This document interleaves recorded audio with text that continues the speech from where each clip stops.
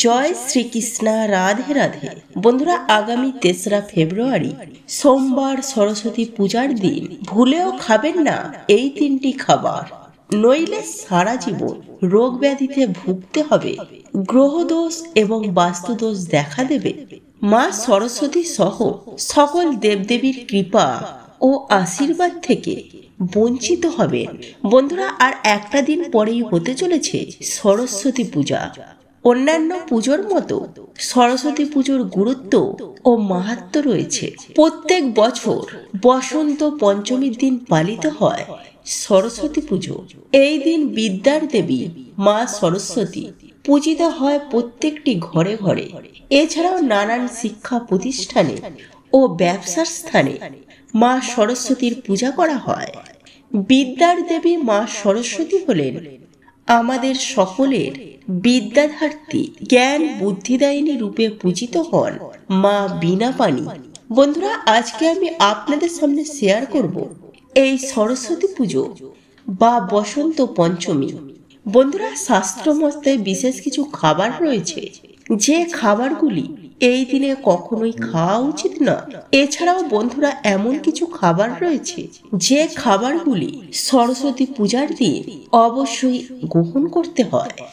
তো আমার প্রত্যেক বন্ধুদের কাছে অনুরোধ রইল, সোমবার সরস্বতী পূজার দিন কোন খাবারগুলি গ্রহণ করবেন আর কোন খাবারগুলি গ্রহণ করবেন না, সে বিষয়ে জানতে হলে ভিডিওটি সম্পূর্ণ মনোযোগ সহকারে শেষ পর্যন্ত দেখতে থাকুন।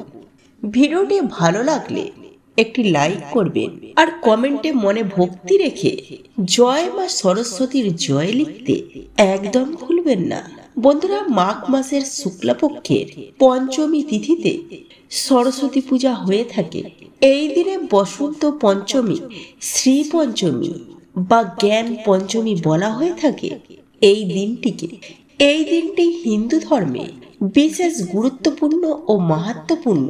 বন্ধুরা, সরস্বতী পূজার দিন ব্যাসদেব মাতা সরস্বতী দেবীর কাছ থেকে জ্ঞান অর্জনের আশীর্বাদ লাভ করেছিলেন। বন্ধুরা, হিন্দু ধর্মে এই সরস্বতী পূজার দিনটি বিশেষ গুরুত্ব রয়েছে। এই দিনে বিশেষ কিছু কাজ রয়েছে যে কাজগুলি করলে মা সরস্বতী ও মাতা লক্ষ্মী দেবীর আশীর্বাদ লাভ করা যায়।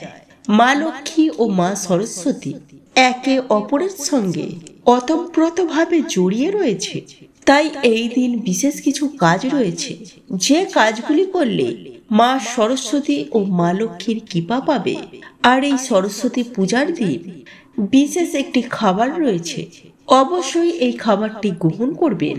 বন্ধুরা, কোন খাবারটি আপনারা গ্রহণ করবেন তা অবশ্যই আজকে আপনাদেরকে এই ভিডিওটির মাধ্যমে জানিয়ে দেব। তো বন্ধুরা, চলুন সবার প্রথমে আপনাদেরকে জানাই এবছর অর্থাৎ 2025 সালে সরস্বতী পূজার সময় কখন পড়েছে, সরস্বতী পূজার শুভ সময় কখন থাকছে এবং সরস্বতী পূজার পঞ্চমী তিথি কখন শুরু হচ্ছে এবং কখন সমাপ্ত হচ্ছে, সমস্ত কিছুই আজ আপনাদেরকে জানিয়ে দেব। বন্ধুরা, এবছর সরস্বতী পূজা পড়েছে ইংরেজি 3রা ফেব্রুয়ারি 2025, বাংলায় 20শে মাঘ 1431 বঙ্গাব্দে সোমবার। পঞ্চমী তিথি শুরু হবে ইংরেজি 2রা ফেব্রুয়ারি, বাংলার 19শে মাঘ রবিবার দিন দুপুর 12টা বেজে 14 মিনিট থেকে। এবার এই পঞ্চমী তিথি সমাপ্ত হবে ইংরেজি 3রা ফেব্রুয়ারি, বাংলায় 20 মাঘ সোমবার সকাল 9:59 বন্ধুরা, উদয়া তিথি অনুসারে সরস্বতী পূজা পালন করতে হবে সোমবার দিন, কারণ মা সরস্বতীর পূজা সকালবেলায় করা হয়ে থাকে। যেহেতু 2রা ফেব্রুয়ারি রবিবার দিন শুরু হচ্ছে দুপুর 12টার পর, সুতরাং উদয়া তিথি মেনে সোমবার দিনই সরস্বতী পূজা পালন করা হবে। বন্ধুরা, সরস্বতী পূজার শুভ সময় থাকছে 3রা ফেব্রুয়ারি, ইংরেজি 3রা ফেব্রুয়ারি 2025 সোমবার, বাংলার 20 মাঘ 1431 বঙ্গাব্দে সোমবার দিন সকাল 6:22 থেকে 9:59 পর্যন্ত। বন্ধুরা, এই শুভ সময়ের মধ্যে আপনারা চেষ্টা করবেন পূজা সম্পূর্ণ করবার। তবে বন্ধুরা, মা সরস্বতী পূজার আরাধনা করার সাথে সাথে বিশেষ কিছু কাজ রয়েছে, যে কাজগুলি আমাদের সকলেরই করতে হবে। তবে আমরা মা সরস্বতীর প্রকৃতির আশীর্বাদ আমরা সকলেই কৃপা লাভ করতে পারবো যদি এই কাজগুলি সরস্বতী পূজার দিন করতে পারি। বন্ধুরা, এই বসন্ত পঞ্চমী তিথিটি অত্যন্ত পবিত্র একটি তিথি। তাই এই দিন আপনারা চেষ্টা করবেন ব্রহ্ম মুহূর্তে ঘুম থেকে ওঠার। যদি একান্তই ব্রহ্ম মুহূর্তে ঘুম থেকে উঠতে না পারেন, তাহলে খুব সকাল সকাল ঘুম থেকে উঠবেন। ঘুম থেকে ওঠার পর বাড়ির নিত্য কাজকর্ম সেরে নেবেন। তারপর স্নান করবেন। আর অবশ্যই যদি পারেন, স্নান করবার আগে কাঁচা হলুদ ও নিম পাতা বেটে গায়ে মাখবেন, তারপর স্নান করবেন। বন্ধুরা, কথিত আছে সরস্বতী পূজার দিন গায়ে কাঁচা হলুদ ও নিম পাতা স্পর্শ করলে শরীর ও মন শুদ্ধ হয়ে যায়। বন্ধুরা, স্নানের পর শুদ্ধ বস্ত্র পরিধান করবেন। আর যদি পারেন, এই দিন হলুদ বা সাদা রঙের বস্ত্র পরিধান করবেন। তারপর গায়ে গঙ্গা জল ছিটিয়ে শরীর শুদ্ধ করে পুজোর জোগাড় করবেন। যেখানে মা সরস্বতীর পূজা করবেন, সেই জায়গাটি খুব ভালো করে পরিষ্কার পরিচ্ছন্ন করে নেবেন। গঙ্গা জল ছিটিয়ে নেবেন, সুন্দর করে আলপনা দিয়ে নেবেন। মা সরস্বতী দেবীকে যে বেদিতে বসাবেন, সেই বেদির ওপর একটি সাদা বা হলুদ রঙের বস্ত্র পেতে দেবেন। বন্ধুরা, মা সরস্বতী পূজার দিন মা সরস্বতীর প্রিয় ভোগ, প্রিয় ফল, প্রিয় মিষ্টি, প্রিয় ফুল অবশ্যই অর্পণ করবেন। চলুন বন্ধুরা, এবারে জেনে নেওয়া যাক বসন্ত পঞ্চমী মা সরস্বতী পূজার দিন কোন কোন খাবারগুলি ভুল করেও গ্রহণ করবেন না। বন্ধুরা, প্রথমেই আপনাদেরকে যে খাবারটি নিষেধ করব, সেই খাবারটি হলো মূলো। হ্যাঁ বন্ধুরা, আপনারা একদম ঠিক শুনেছেন। মাঘ মাসে কখনো মূলো খেতে নেই। বন্ধুরা, মাঘ মাসে মূলো খেলে জীবনে সুখ শান্তি নষ্ট হয়, গৃহে সুখ শান্তি থাকে না। বন্ধুরা, একটি প্রবাদ বাক্য আছে, আপনারা হয়তো সকলেই শুনে থাকবেন, যে মাঘ মাসে মূলো খেলে বংশ ধ্বংস হয়। কারণ বন্ধুরা, মাঘ মাসে মূলোর মধ্যে এমন একটি জৈবিক পদার্থের ক্রিয়া থাকে, যা আমাদের ক্ষতি করে এবং মায়েদের ভ্রূণ নষ্ট করে। তাই বলা হয়ে থাকে, মাঘ মাসে গর্ভবতী মায়েদের কখনোই মূলা খেতে নেই। এছাড়াও সরস্বতী পূজার দিন আপনারা ভুলেও মূলা খাবেন না। এই মূলো খেলে জীবনে নানান রকমের রোগ ব্যাধি দেখা দিতে পারে এবং নানান রকমের দোষ দেখা দিতে পারে, যেমন বাস্তু দোষ, গ্রহ দোষ ইত্যাদি দোষ দেখা দিতে পারে। তাই আপনারা এই দিন ভুল করেও মূলো খাবেন না এবং মূলোর তৈরি কোনো কিছু খাবার ভুলেও খাবেন না। বন্ধুরা, এবার দ্বিতীয় যে খাবারটি আপনাদের খাবার নিষেধ করব, সেটি হলো লাউ। হ্যাঁ বন্ধুরা, আমাদের হিন্দু ধর্মে এমন কিছু খাবার রয়েছে, যে খাবারগুলি এমন কিছু পবিত্র দিন রয়েছে, সেই দিনে কিন্তু কখনোই খাওয়া উচিত নয়। বন্ধুরা, তার মধ্যে একটি হলো মূলো, লাউ। বন্ধুরা, এই লাউ কিন্তু আপনারা খাবেন না এই মাঘ মাসে। আমাদের বাংলা বর্ষ পঞ্জিকা অনুসারে বিশেষ কয়েকটি মাস রয়েছে, যে মাসে কখনোই লাউ খাওয়া একদমই উচিত নয়। বন্ধুরা, আমরা সকলেই জানি ভাদ্র মাসে লাউ খাওয়া উচিত নয়, কিন্তু ভাদ্র মাসের সাথে সাথে এই মাঘ মাসেও লাউ খাওয়া উচিত নয়, এমনটা মানা হয়ে থাকে যে এই মাঘ মাসে লাউ খেলে পুত্র সন্তানের ক্ষতি হয়। বন্ধুরা, এই ভাদ্র মাসে ও মাঘ মাসে কখনোই ভুল করেও লাউ খাবেন না। এই বসন্ত পঞ্চমী বা সরস্বতী পূজার দিন আপনারা লাউ খেলে আপনাদের গ্রহদোষ, বাস্তুদোষ এবং পিতৃদোষেরও সৃষ্টি হবে। তাই এই খাবার থেকে আপনারা যত পারবেন দূরে থাকার চেষ্টা করবেন। তৃতীয় যে খাবারটি আপনাদেরকে বসন্ত পঞ্চমী বা সরস্বতী পূজার দিন খেতে নিষেধ করব, সেই খাবারটি হলো বেল। বন্ধুরা, আমাদের সনাতন ধর্মে বিশেষ কিছু খাবার রয়েছে, যে খাবারগুলি বিশেষ পবিত্র দিন রয়েছে, সেই দিনে কিন্তু একেবারেই খাওয়া উচিত নয়।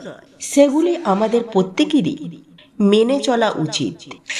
বন্ধুরা, এটা মনে করা হয় এই প্রতিপদ তিথিতে যেমন বেগুন খাওয়া উচিত নয়, ঠিক তেমনি পঞ্চমী তিথিতে বেল খাওয়া উচিত নয়। বন্ধুরা, এটা মনে করা হয় পঞ্চমী তিথিতে যে ব্যক্তি বেল খাবে তার জীবনে চরম দুর্ভাগ্য নেমে আসবে। তাই বন্ধুরা, ভুল করেও আপনারা পঞ্চমী তিথির দিন বেল খাবেন না। এছাড়াও বন্ধুরা, এই সরস্বতী পূজার দিন আপনারা কোনো রকমের তেতো জাতীয় খাবার মুখে তুলবেন না, যেমন উচ্ছে, করলা, নিমপাতা ইত্যাদি। এই জাতীয় জিনিস আপনারা সরস্বতী পূজার দিন ভুল করেও খাবেন না। মাতা সরস্বতী আপনাদের ওপর রুষ্ট হবেন। বন্ধুরা, আমাদের জিহ্বাতে মা সরস্বতী বাস করেন। আমরা যদি এই সরস্বতী পূজার দিন তেতো জাতীয় কোনো খাবার খাই, তাহলে মা সরস্বতী দেবী আমাদের ওপর রুষ্ট হবেন আর আমাদের জীবনে ও সংসারে অমঙ্গল দেখা দিতে পারে। বন্ধুরা, সরস্বতী পূজা বা বসন্ত পঞ্চমীর দিন আমরা বা আপনারা কোনো রকমের আমিষ জাতীয় খাবার খাবেন না, এমনকি বাড়িতে রান্নাও করবেন না। আপনারা চেষ্টা করবেন এই আমিষ জাতীয় খাবার এড়িয়ে চলার। এই সরস্বতী পূজার দিন আপনারা নিরামিষ জাতীয় খাবার গ্রহণ করবেন। বন্ধুরা, এই বসন্ত পঞ্চমীর পবিত্র দিনে আপনারা কোনো রকমের পোড়া জাতীয় খাবার খাবেন না। অনেকেই রয়েছে টমেটো পোড়া, বেগুন পোড়া, আলু পোড়া এগুলি খেতে খুব ভালোবাসেন। তো বন্ধুরা, আপনারা যতই এই খাবারগুলি খেতে ভালোবাসুন না কেন, এই সরস্বতী পূজার দিন ভুল করেও আপনারা এই খাবারগুলি মুখে তুলবেন না বা মুখে তুলবেন না। এতে মাতা সরস্বতী দেবী আপনাদের উপর রুষ্ট হবে। মাতা সরস্বতী দেবীর আশীর্বাদ থেকে আপনারা বঞ্চিত হবেন। আর মাতা সরস্বতী দেবীর আশীর্বাদ যদি আপনাদের উপর না থাকে, তাহলে আপনারা বিদ্যা বুদ্ধি থেকে বঞ্চিত হবেন। বন্ধুরা, মা সরস্বতী পূজায় মা সরস্বতী দেবীকে নিজে হাতে একটি পলাশ ফুল অর্পণ করবেন এবং একই সাথে মাকে একটি নারিকেলের কুল অর্পণ করবেন। দেখবেন অবশ্যই আপনাদের সকল মনস্কামনা মা পূর্ণ করবেন। পুজো শেষ হওয়ার পর মা সরস্বতী দেবীকে অর্পণ করা সেই নারিকেল কুলটি প্রসাদ রূপে অবশ্যই আপনি এবং আপনার পরিবারে সকলে মিলে খাবেন। মা সরস্বতী দেবীকে অবশ্যই কিন্তু একটি নারিকেলের কুল অর্পণ করবেন। এই নারিকেলের কুল মা সরস্বতী দেবীর অত্যন্ত প্রিয়। বন্ধুরা, এই নারিকেল কুল অবশ্যই অর্পণ করবেন, কারণ নারিকেল কুল হলো মা সরস্বতী দেবীর জ্ঞান প্রদানকারী একটি ফল।